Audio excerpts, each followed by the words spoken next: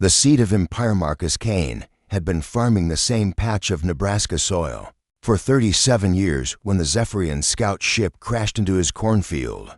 The impact crater stretched 50 yards across, taking out 3 weeks' worth of harvest and his best irrigation system. But Marcus wasn't thinking about crop insurance when the sleek silver vessel cracked open. Like an enormous egg, the being that emerged stood 7 feet tall, with crystalline blue skin that shifted colors in the afternoon sun. Forearms extended from its torso, and its eyes held the intelligence of a creature that had seen galaxies beyond Earth's imagination. It spoke in perfect English, though its voice carried harmonics that made Marcus's teeth ache. "I am Kelvik, of the Zephyrian Agricultural Collective," it announced, surveying the destroyed crops with what might have been satisfaction. "Your primitive farming methods have been deemed insufficient for galactic standards. This planet will be converted to proper agricultural protocols within 1 solar rotation." Marcus spat tobacco juice into the dirt and adjusted his worn baseball cap. "Well now, that's mighty presumptuous of you, friend. This here's my land, been in my family for generations. Nobody's converting anything without my say-so." Kelvik's skin shifted to a deeper blue, which Marcus would later learn indicated amusement. "Human, you do not understand. The Galactic Agricultural Authority has designated Earth for immediate terraforming. Your species' inefficient farming practices waste valuable resources. We will improve your yields by 3,000%. 3,000%, Marcus whistled low. "That's impressive, I'll give you that. But you see, there's something you don't understand about humans." He walked to the edge of the crater, his boots crunching on scorched earth. "We don't much like being told what to do with our own dirt." The alien's other 3 arms gestured dismissively. "Resistance is illogical. Your species cannot comprehend advanced agricultural science. We have transformed 17 worlds already." Each civilization initially resisted, then gratefully accepted our improvements. Marcus nodded thoughtfully, then pulled out his smartphone. "That's real interesting.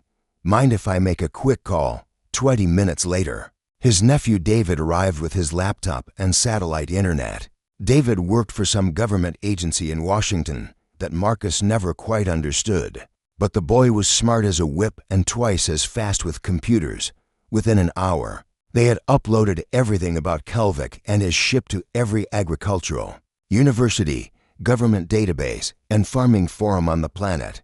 "You see," Marcus explained to the increasingly agitated alien, "us humans got this stubborn streak. When somebody threatens our way of life, we tend to get creative. And when farmers get creative, well, that's when things get interesting." Kelvik's skin had shifted to an alarming shade of purple. "You have committed a grave error, human. The collective will not tolerate interference with our operations." "I reckon that's their choice to make," Marcus replied. "But you might want to let them know that us farmers have been dealing with pests for thousands of years. We've gotten pretty good at it." The alien retreated to its damaged ship, muttering in a language that sounded like wind chimes in a tornado. Marcus watched it go, then turned to David. "Call your boss in Washington. Tell him we're going to need every agricultural engineer, crop scientist, and stubborn farmer this country's got. And tell him to call the other countries too." "Uncle Marcus, what exactly are you planning?" The old farmer grinned, his weathered face creasing into familiar lines. "Son, we're going to show these aliens what happens when you mess with Earth's harvest. They think they can out-farm humanity? We've been growing things in impossible places for 10,000 years. Time to teach them what human ingenuity really looks like." As the Zephyrian ship limped into orbit, broadcasting distress signals to the collective, Marcus Kane stood in his ruined cornfield and began planning humanity's first interstellar agricultural war. Roots of rebellion. Within 72 hours of Marcus Kane's phone call, every major agricultural research facility on Earth was buzzing with activity. The footage David had uploaded showing Kelvik's ship and the aliens' dismissive attitude toward human farming had spread like wildfire through academic and government channels. Dr. Jennifer Walsh, the head of MIT's Agricultural Technology Division, was the first to arrive at Marcus's farm. She brought with her a team of engineers, soil scientists, and geneticists who turned his barn into a high-tech laboratory practically overnight. What they discovered in the Zephyrian ship's wreckage changed everything. "Marcus, you need to see this," Jennifer called from inside the partially intact vessel. "Their technology isn't magic. It's just really, really advanced biology." Marcus climbed through the breach in the ship's hull, flashlight in hand. The interior looked like the inside of a living organism, with walls that pulsed gently and surfaces that felt warm to the touch. Jennifer led him to what appeared to be the ship's agricultural database, a crystalline structure that projected holographic images when touched. "Watch this," she said, activating a display. Three-dimensional models of various planets appeared, showing before and after images of Zephyrian terraforming. "They don't just improve crops, Marcus. They replace entire ecosystems with monocultures." Of their design, the images were horrifying in their efficiency. Diverse landscapes transformed into uniform fields of identical plants, all perfectly arranged and optimally productive. No variation, no natural evolution, no room for anything that didn't serve their agricultural plan. "Every world looks the same after they're done," Jennifer continued. "Maximum efficiency, zero diversity. It's agricultural fascism on a galactic scale." Marcus studied the holographic displays, his farmers' eye-catching details. "The scientists missed. Look at the soil composition readings," he pointed out. "After 5 years, the Earth's essentially dead. Nothing but the collective's crops can grow." Dr. Yuki Tanaka, a soil microbiologist from Tokyo Agricultural University, looked up from her equipment. "That's because they kill everything else. Their crops produce a compound that sterilizes the soil against competing organisms. It's brilliant from an efficiency standpoint, but it's ecological genocide." The pieces began falling into place as more scientists arrived from around the world. The Zephyrians weren't just offering to improve Earth's agriculture.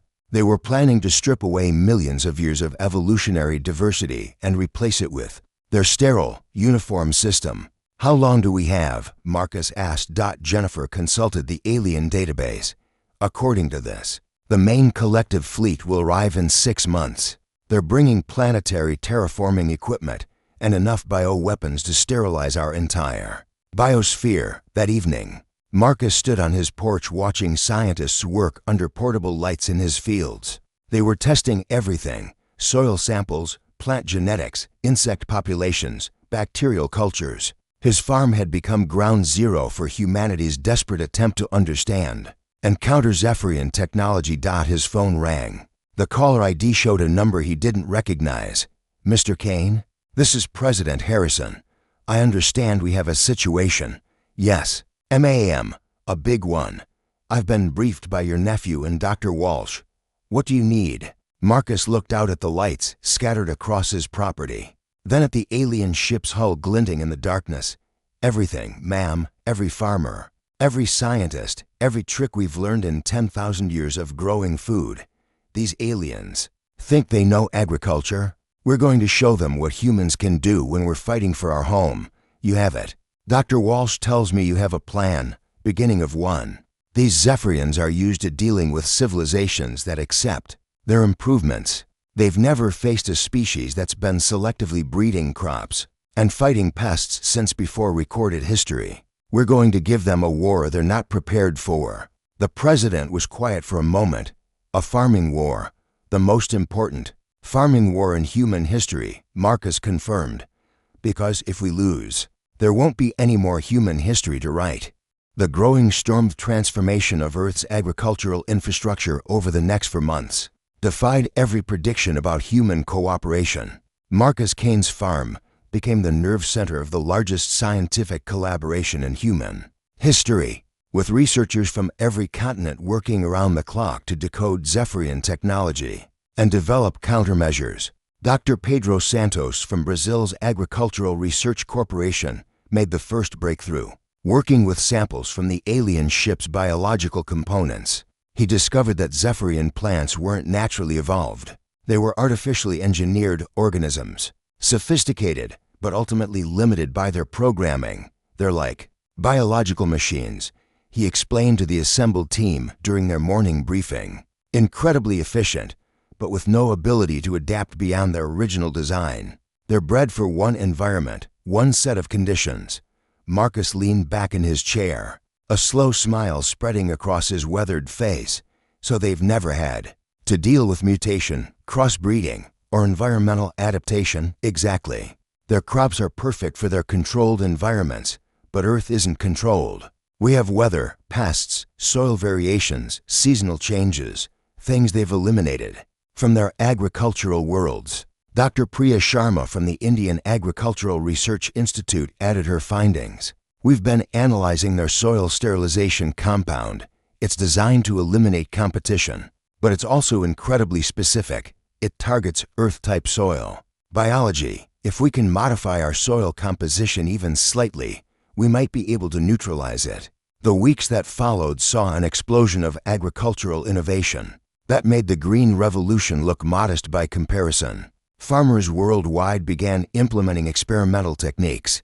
Developed in Marcus's barn, vertical farms sprouted in urban centers, equipped with adaptive growing systems that could shift crop types in hours rather than seasons. Traditional farmers like Marcus began experimenting with polyculture systems, so complex and diverse that no single biological weapon could eliminate them. Captain Nur Hassan, formerly of the Pakistani Air Force and now leading Earth's agricultural defense coordination, brought military perspective to their farming strategies.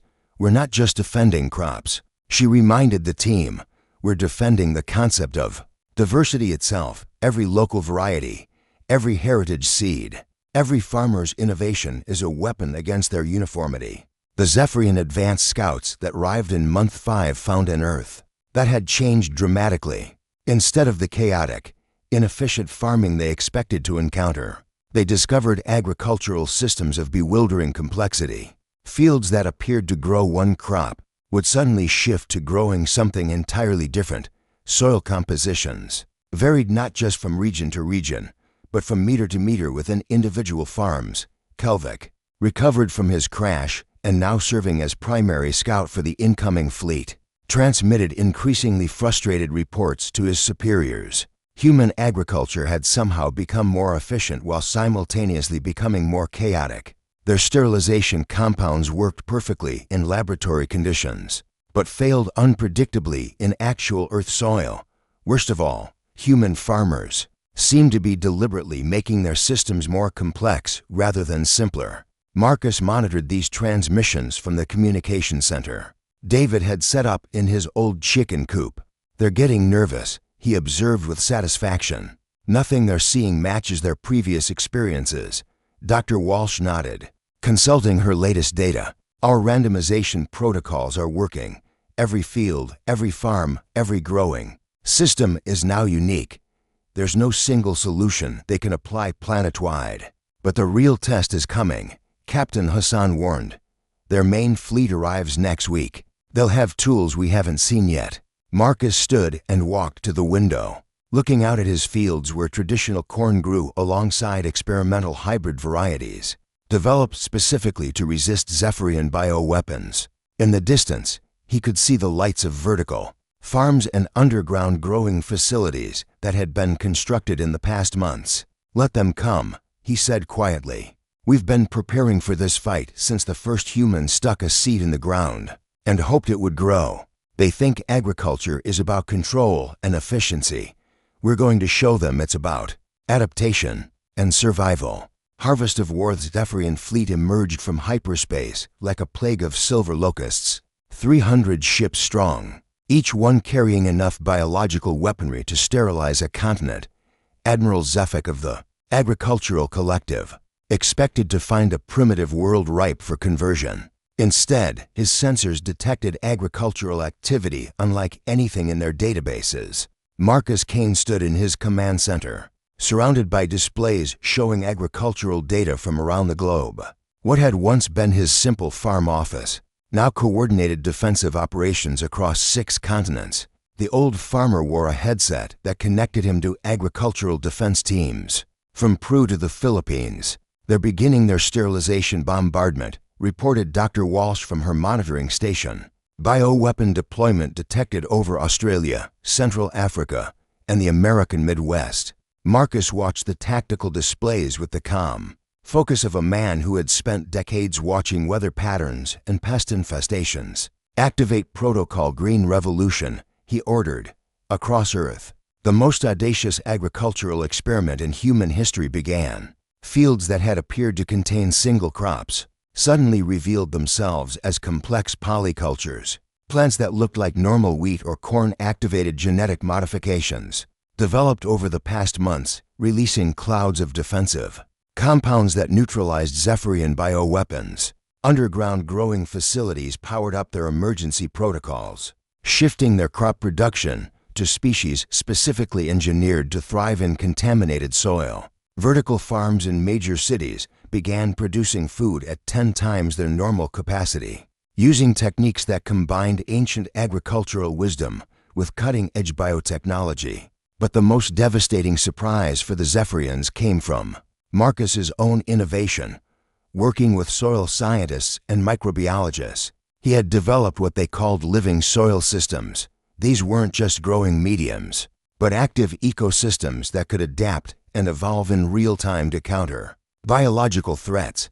Admiral Zephic's second wave of bioweapons met soil that literally fought back. Earth's farmers had turned their fields into battlegrounds, where every square meter contained thousands of species working in concert to maintain the diversity of life. Impossible, Zephic muttered as his tactical displays showed his sterilization. Compounds being neutralized faster than they could be deployed.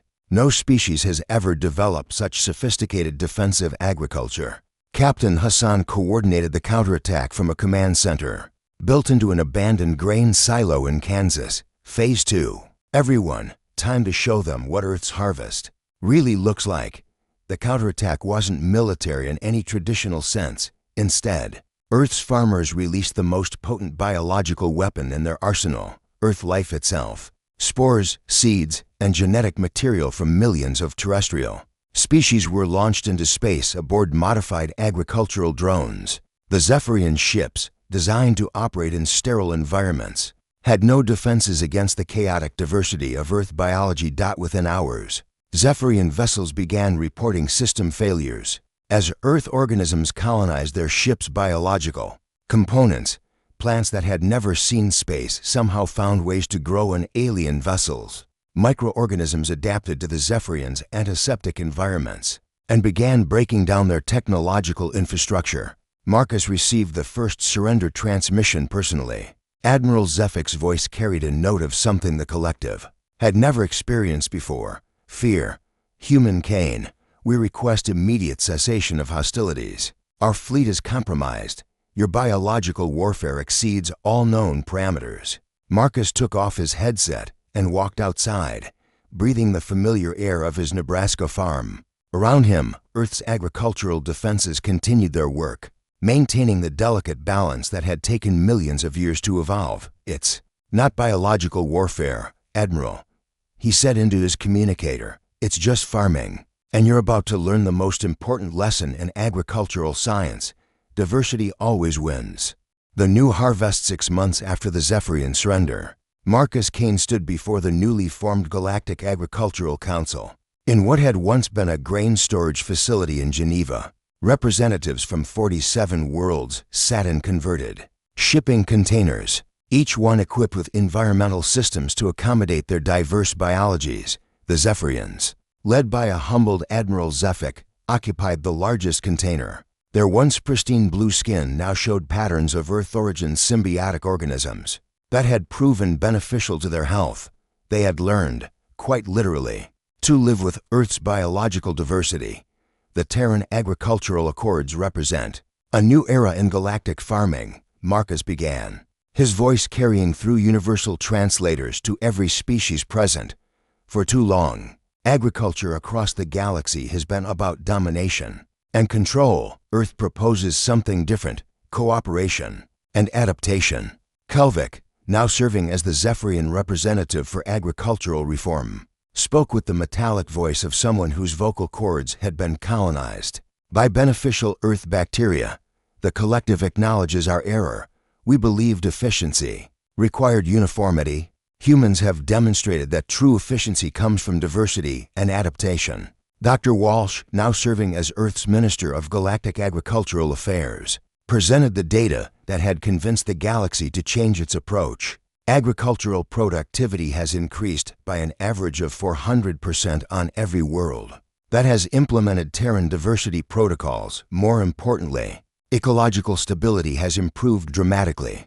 The Accords established principles that would have seemed impossible. Before Earth's intervention, each world would maintain its unique agricultural traditions while adopting adaptive techniques developed. During the Zephyrian crisis, biological weapons were banned galaxy-wide, replaced by cooperative research programs that shared beneficial organisms and techniques.